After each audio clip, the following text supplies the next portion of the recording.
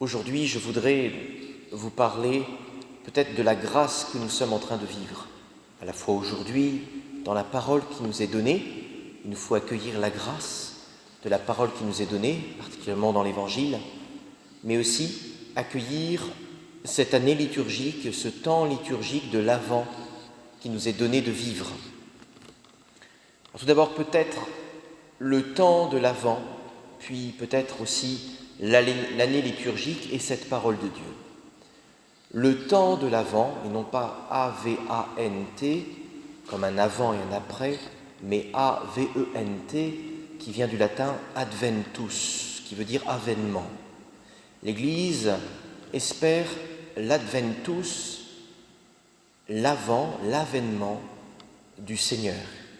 Il y a déjà eu un avènement du Seigneur, et nous croyons, nous espérons qu'il y en aura un autre.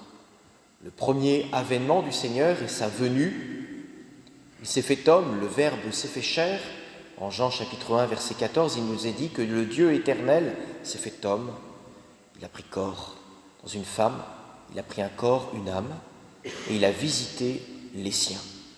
Et certains l'ont reconnu et d'autres non. Ça a été le premier avant. C'est là où finalement des Juifs ont connu qui était ce Messie tant attendu, et ils l'ont reconnu pour certains. Et le grand émerveillement, c'est que ce Messie est aussi le Fils de Dieu, qu'il est Dieu, le Fils éternel de Dieu, et qu'il est Dieu, et qu'il est le Sauveur de tous les hommes, et pas simplement pour Israël, mais pour tous les hommes. Ceux qui l'ont reconnu sont devenus chrétiens, qu'ils soient juifs ou qu'ils soient païens.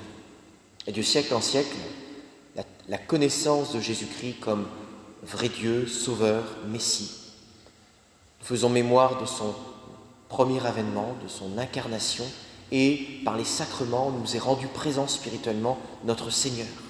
Ainsi, beaucoup font l'expérience du Seigneur, parce qu'il est vivant. Mais l'Église attend un second avènement, c'est le retour en parousie.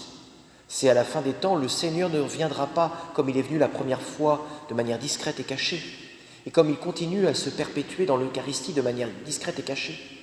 Mais il viendra dans la gloire triomphante pour juger les vivants et les morts, et son règne n'aura pas de fin. Telle est la proclamation de notre credo. Ce sera le second adventus, le second avènement du Seigneur. Et durant ce temps de l'Avent, nous espérons l'adventus du Seigneur dans la gloire. C'est pour ça que des religieux se lèvent la nuit et qu'ils chantent le Seigneur, qu'ils prient le Seigneur, comme dans les dernières paroles de l'Apocalypse. Amen, viens Seigneur Jésus. Viens, viens Seigneur. Nous voulons hâter le retour et nous devons désirer cela. Et pendant les 2 premières semaines du temps liturgique de l'Avent, l'Église nous tourne clairement vers la fin des temps, vers l'attente dans l'espérance du retour du Christ. Et c'est important d'attendre, de désirer cela, parce que le Seigneur a dit un jour dans l'Évangile, quand le Fils de l'homme reviendra, trouvera-t-il sur terre encore la foi? On peut l'oublier. Nos premiers frères chrétiens dans la foi pensaient que c'était demain. Finalement, ce n'est pas demain, c'est plus de 2000 ans que nous attendons cela. Mais la tentation, c'est finalement d'attendre un Seigneur que pour ici-bas, alors qu'il viendra, il mettra un terme à cette histoire. Il la récapitulera. Il y aura un terme à cette histoire. Et peut-être que c'est ce soir, peut-être que c'est demain. Si Dieu tarde, c'est pour pouvoir toucher le cœur d'un grand nombre, que le plus grand nombre possible puisse aller au ciel. Mais ce temps se finira, et le second avènement du Seigneur viendra. Et nous le prions pour qu'il vienne, et pendant ce temps de veille, de l'Avent, nous nous préparons au retour du Seigneur. Telle est la spiritualité chrétienne, qui est une spiritualité de la fin des temps, de la fin de l'histoire, de la fin du cosmos. Durant ce temps de l'Avent, nous sommes rentrés depuis dimanche dans ce qu'on peut appeler une année liturgique. Qu'est-ce que c'est qu'une année liturgique? Vous le savez, il y a 3 calendriers, calendrier scolaire, administratif en janvier, et puis surtout le calendrier liturgique, qui est le plus important pour le chrétien. C'est la vraie vie. Je me souviens de témoignages de moines qui finalement oubliaient même le calendrier scolaire ou liturgique, ou je veux dire administratif, et se disaient « telle date est arrivée un jour en avant, en carême, etc. » Le vrai calendrier, c'est le calendrier liturgique pour un chrétien. Et nous sommes rentrés dans une nouvelle année, mais ce n'est pas un bis repetita. Ce n'est pas un bis repetita comme on connaît déjà comment ça va se passer. Dans quelques semaines, c'est Noël, c'est la famille, c'est les cadeaux, c'est le sapin, c'est la bûche, puis après c'est en janvier, puis après c'est le carême, on connaît, c'est la 16, puis après il y a Pâques, puis après c'est fini, puis l'école est finie, puis ça reprend. Car calendrier liturgique, pas du tout. C'est toujours nouveau, même si c'est cyclique. Le calendrier liturgique, c'est l'Église nous permet de rentrer dans un grand mystère, c'est toute la vie de Jésus-Christ. Nous allons voir son incarnation, l'attente, son incarnation, sa naissance, sa croissance, son âge adulte, sa persécution, sa mise à mort, sa résurrection et tous les mystères qui sont liés à la vie de Jésus-Christ, y compris qui en découle la Trinité, la Vierge Marie, le Sacré-Cœur, etc. Et en fait, il nous est donné à chaque fois des grâces nouvelles, premièrement. Et deuxièmement, il nous est donné les mêmes grâces que pour les apôtres dans l'année liturgique. À Noël, nous aurons les mêmes grâces que Joseph et la Vierge Marie. À la résurrection, nous pouvons recevoir des grâces similaires aux apôtres.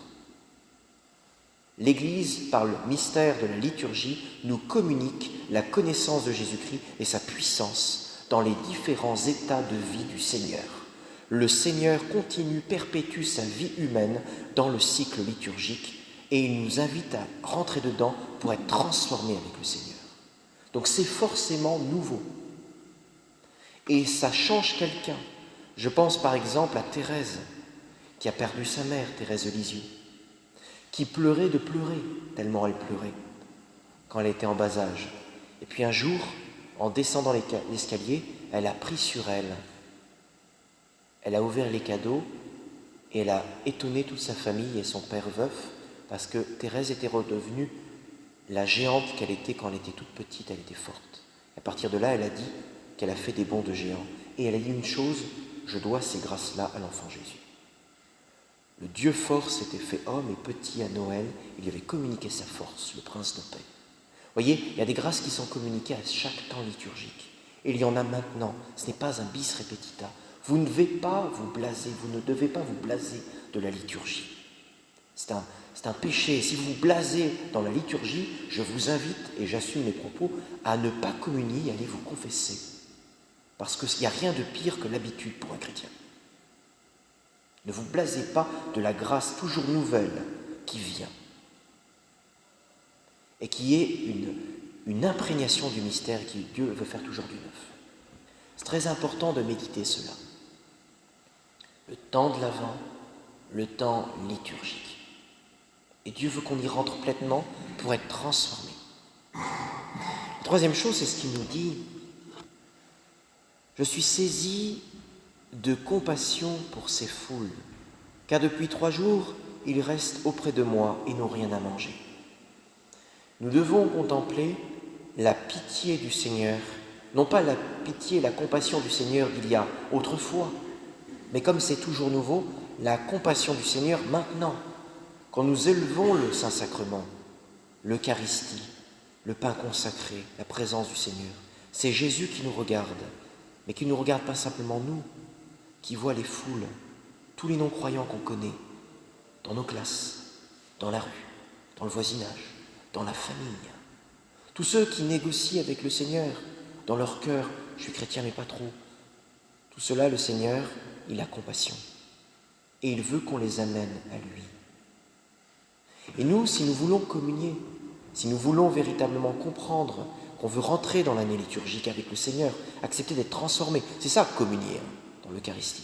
C'est pas être blasé, être habitué, c'est je veux recevoir tes grâces, je veux être transformé par toi, je veux rentrer dans tes sentiments de compassion pour les autres, je veux communier à ce que tu es et à tes désirs. Voyez ? Et si nous communions alors à cela, alors ce temps liturgique va nous transformer. On va sentir le besoin d'intercéder pour tout le monde en disant « Viens Seigneur, fais-toi connaître aux autres. Tu as compassion de telle personne. Tu veux guérir les gens. » Et Jésus continue à guérir. Le frère Jean Siméon vous en parlera tout à l'heure. Il guérit soit dans la grâce directement ou indirectement par médiation humaine et ecclésiale. Mais le Seigneur continue à être le Messie d'Israël et de tous, c'est-à-dire il fait les signes du Messie, guérir les sourds et les aveugles et les boiteux, il les fait marcher. Il leur apprend à voir, à entendre, et par-dessus tout, à entendre Dieu, à être libéré des addictions. Parce qu'il est le Messie, et qu'il a pitié des foules, et qu'il veut nous libérer, vous libérer, et à travers vous en libérer d'autres. Si nous voulons communier, nous voulons rentrer dans l'année liturgique, nous voulons que ça soit nouveau, nous voulons recevoir les grâces, nous voulons rentrer dans les sentiments du Seigneur et ses désirs. Amen.